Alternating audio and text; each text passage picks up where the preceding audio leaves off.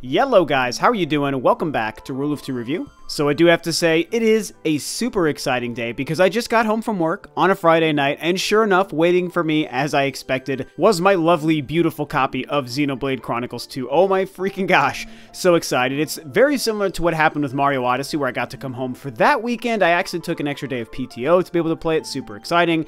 So I have Xenoblade Chronicles 2 sitting here, still wrapped, haven't been able to open it, but I certainly did receive it, as you can see right here. And I just cannot wait. It's been so hard to be at work all day, seeing everyone who I know in the community and on Twitter and just everyone on social media freaking out about Xenoblade Chronicles 2 and all the hashtags and the pictures and all the screenshots from the screen capture from the Switch, and it's just so exciting. Everyone seems to be loving it. I know that there's a crazy amount of stuff to do. Such a big fan of the original Xenoblade Chronicles on the Wii. I discussed this on my live stream a couple of days ago. I really do love X on the Wii U. It is a fantastic game, but I think the original is far superior, mostly because I think the story was more interesting. We also had a protagonist in that game that was his own character with his own dialogue and story and his acting throughout, and how he was like organically connected to what was happening. With X, that wasn't the case because it was just a bland, created character that had nothing to do or say or interact with, and it was just this avatar that was just kind of, you know, waddling its way through the game with you. And it was, again, the game was great, but not quite as interesting. And with Chronicles 2, we have another true protagonist and an amazing cast of characters and an amazing looking world, portable on my Switch. I just cannot freaking wait to finally pop this game open this weekend. That being said, I wanted to dive one more time into the future of Metroid. And I know I recently made a video about Metroid as well, and this was one other topic I thought was pretty cool and fun to talk about, so I didn't want to let this go before probably going into another Metroid hiatus, so I'm not consistently bombarding you guys with Metroid videos, because I could probably make a Metroid video every day about a different piece of Samus's armor and what it's like when she ties her shoe on a Thursday or whatever, because I just love the series and Samus so much. But I do want to get into this one topic, and it's a little bit about, like I was just saying, the future of Metroid, and more what we can expect from Metroid, what's next from Metroid and for Samus after Metroid Prime 4. Now, I totally get it. This is, for quite a few reasons, kind of a silly thing to discuss because Metroid Prime 4 could be incredibly far away. Obviously, we've all discussed so many times when the game might release and theorized and guessed when Nintendo plans on launching the game, and no one can be 100% right. Some people feel like it's coming out in the next 6 or 7 months in 2018. Some people feel like it's holiday 2018. I'm one of also many other people who think it might even be 2019 or later. And again, we've only even seen a darn logo from it. We haven't seen a screenshot, any video. We haven't seen what Samus looks like in this game. We've seen no trailer. So we don't even know when we can really expect it. It very well could be as far as 1.5 years or 2 years away. Like, feasibly, that is an option. And so why discuss anything beyond that? I mean, if Metroid Prime 4 was maybe right around the corner, it could make more sense, but I'm a Metroid superfan, and I'm like a diehard Samus guy, so I'm always thinking about Metroid. I'm always thinking about what's next. We are fresh off of the heels of Samus Returns on the 3DS, which was fan-freaking-tastic. That game was so good, and I'm so pleased with what Nintendo did with it. Even as a 3DS game, I mean, I discussed it on my various videos about that title. It was awesome what they did.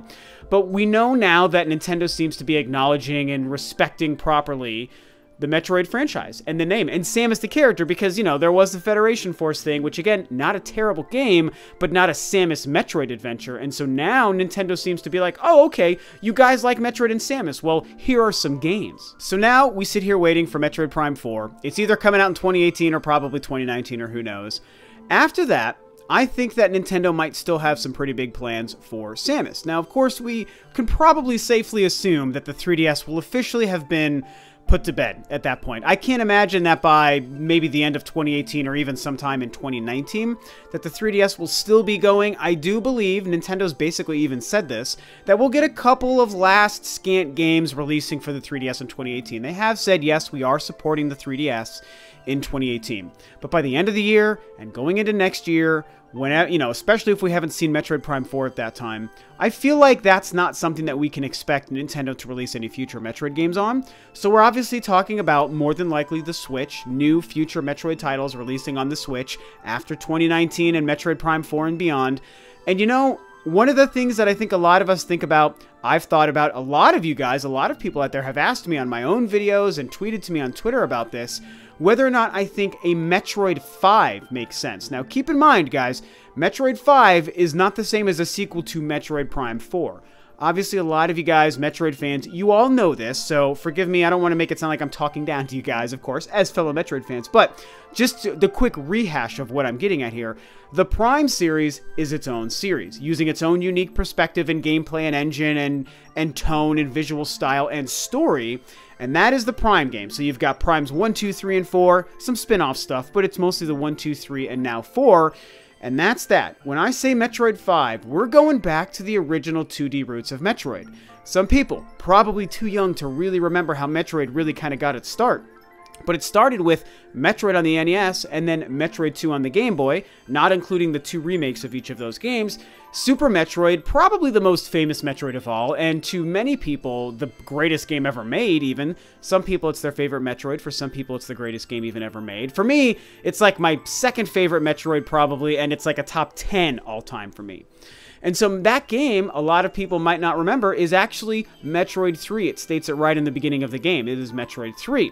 Many, many, many years later, the same day that Metroid Prime released on the GameCube in 2002, we actually got Metroid Fusion on the then Game Boy Advance, and that game is Metroid 4, also said right there in the title. And so that's pretty cool when you think about it, how Nintendo started to do this sort of split thing with Metroid where they were making main games, and all of these games count as main games, and they were numbered 2D games, and then we had the numbered Prime first-person games. We just got a remake of one of those numbered games on the 3DS. We got the new sequel to the first-person Prime stuff with Prime 4 coming soon. I feel like a return to the 2D roots, the true 2D roots with a, quote, Metroid 5 is very possible and extremely exciting. And I think it's important to note the use of the phrase, the true 2D roots. And I say that kind of because we're hot off the heels of Samus Returns. And here's the thing about that game, you guys. Again, it's absolutely spectacular. It's like a 9.95 in my mind. Like, it's so freaking good. It is almost a perfect game. But what I can tell about it, having played the original Metroid 2 and all of Metroid games, all the 2D and first-person Metroid games, that game still did feel, I hate to use the word constricted, but that game was certainly confined to rebuilding an already established game and map and, you know, gameplay structure, and with the structure of having to hunt down Metroids and do all these different things. It was again, I'm trying to not use negative words. I was going to say hindered, but I'm going to stick to confined. It was confined to having to recreate that experience with a monumentally better graphics engine, a better control engine, a lot of new upgrades and abilities to Samus that she's never had in any game, let alone the original Metroid 2. So it was this weird mishmash of a lot of new, but still confined to like the skeleton in the package of an older game. And while that was great, it's not the same as making a brand new game using the same fundamentals and sort of organic learning that the developers of the Metroid games over the years have had into making a brand new game that is a sequel. Samus Returns is only a remake, but a Metroid 5 would be a sequel, and I think that there's probably a different sort of mentality that a developer and a team would actually take into creating a new game that's meant to be harkening back to the best of the Samus and Metroid 2D roots, the way those first 4 games were put together. And Fusion is even a great example, and I mean, you know, Fusion at this point is very old. It's, what, 15 years old at this point. But at the time it came out, it was many, many years. It was almost 10 years at that point since the previous 2D game, which was Super Metroid in '94, I believe. So what they did with Fusion was they made, at that time, a modern throwback, a modern 2D Metroid throwback to what the older 2D Metroid games were, and they knocked it out of the park with Fusion. It's an absolutely incredible game, and it felt like a modern game at that time. And so now I think with the Nintendo Switch and all the power available to it and all the things that they could do, and if they wanted to do stuff with even the Joy-Cons or who knows, and the different art styles that they would have to choose from, it would be incredible to see a Metroid 5 release on the Switch in like 2020 as a sequel to Fusion. And also the story implications start to get really, really interesting and fascinating when you break it down. Again, we start off with the base knowledge of Metroid 1, Metroid 2, Super Metroid, and then Fusion. But kind of split all around that is a bunch of other stuff happening. And the biggest thing is, and I know I always have to bring this game up, even though some people want to complain about it, Other M plays a huge piece in this whole puzzle, you guys. Because love it or hate it, you guys know I like it, a lot of you guys hate it, and that's fine. But love it or hate it, that game has a unique place in the continuity of the Metroid games because it does take place between Super Metroid and Fusion, and I think that it was such a fascinating thing to do from a story perspective, to tell that game at that time and tell it the way they did. So literally the chronology goes Metroid, then all the Prime games, by the way, then Metroid 2, then Super Metroid, then Other M, and then Fusion. And so for me, especially as somebody who enjoys Other M for what it is and really enjoys considering how the events of that game and what Samus went through factors into the timeline, especially with those last 3 games of Super Metroid, which is Metroid 3, then the events of Other M, then Metroid Fusion, which is Metroid 4, and how kind of that sort of, if we want to call it like a weird trilogy, for some reason I like to call it its own little trilogy, which isn't even entirely accurate, it's just my own personal thing to do. So if we take that trilogy of games and those stories, because they feel so like deeply connected to each other, and then build into a brand new game on the Switch, I just, as I've said so many times, it becomes really, really exciting. And going back to the visual style, I think we have to remember Nintendo could have a whole smorgasbord of options as far as what they wanted to do to make this game look like a brand new game. Do they want to make it look just like Samus Returns, only obviously in HD with much, much better visuals and textures and polygons? Do they want to make it just like the old 16-bit art style, the way Super Metroid and Metroid Fusion looked? Do they want to make it more of a combo between that and the Other M style or even the Prime style? Do they want to do something completely brand new or use hand-drawn art style, the way a game like Ori and the Blind Forest looks, for example? I mean, there's just so many things they could do, and it's really, really exciting to think about, and I think that there's a huge option there. And so for the most part, I feel like I'm just probably spending the majority of this video and conversation on the concept of a Metroid 5, you know? I mean, there are a lot of other options that could certainly happen, but I think Metroid 5 makes the most sense. I think it's what I want the most, and I think that it's something we can probably expect to see, to tell you the truth. Nintendo probably knows that would be a great option.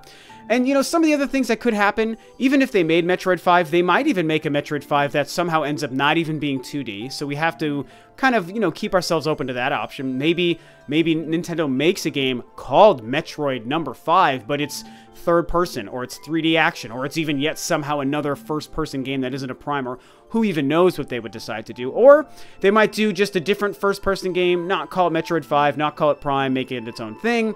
I've been thinking possibly just a third-person action game that's sort of a mesh of the Samus gameplay and exploration with like a Bayonetta-style kind of action. Something like that I think could be really cool. If they didn't completely compromise the Metroid feel, I think that could work. Some people talk about a big open world kind of thing, like a sandbox world.